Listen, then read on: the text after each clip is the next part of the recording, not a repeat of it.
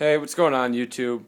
Just really want to make a very quick video here showing you one of my very basic designs that I use to create my own variation of the Assassin's Creed Hidden Blade.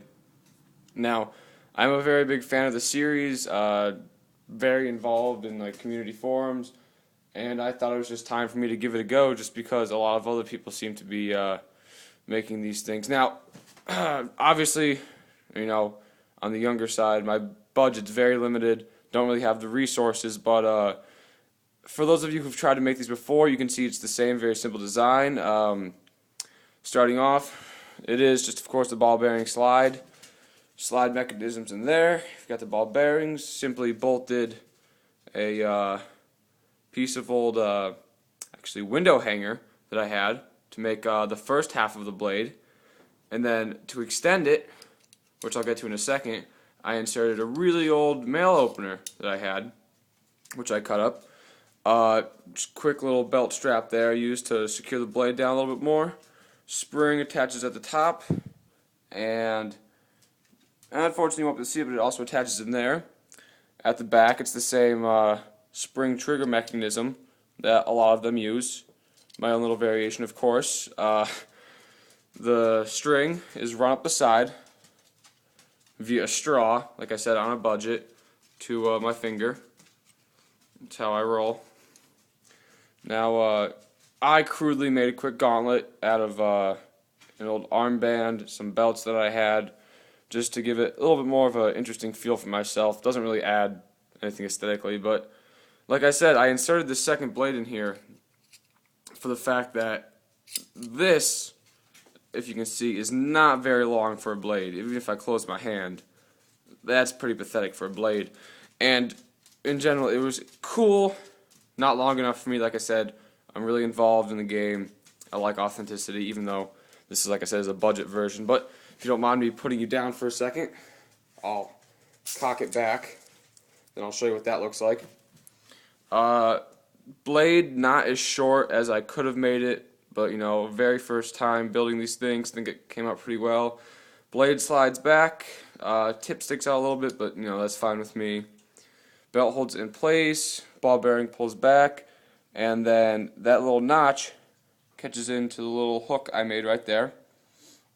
Spring holds it back so it won't come forward, and then simply if you extend your hand, it shoots out. Now, like I was saying, I added the second piece in here, which most people either don't have or do in their own way just because it does add that extra length. And if you look now, if I close my hand, it jets out a lot further, a little more authentic to what you might see in the game. I just liked it a lot better, thought it added that second dose of coolness. But yeah, let me slide this piece back in.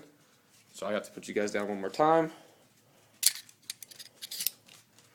And then, presume that's my dog. Gonna pull the slide back, and I'll show you locking it in. Comes back, piece right there, locks in, and once again, very simply, you flick your wrist, and it shoots out. And for a first-time effort, I definitely think I did a pretty good job.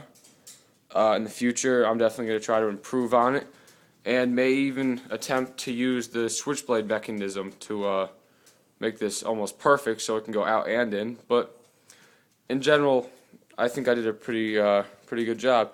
And to get to the main point of this video, I have to say, if you are looking to make your own little replica to fool around with, that it really isn't that big of a task. Because let me say, like I said, on a budget built this, and it's pretty good for what I think.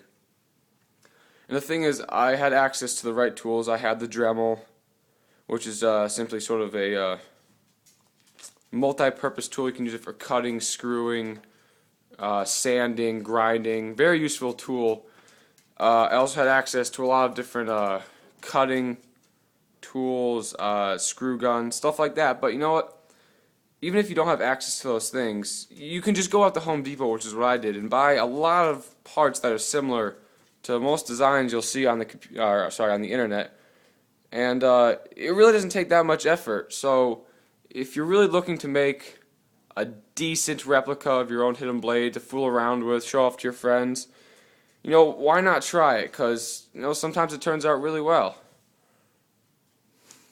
And I'll just shoot it one more time off for you, just because even I have to admit I have a lot of fun with this thing.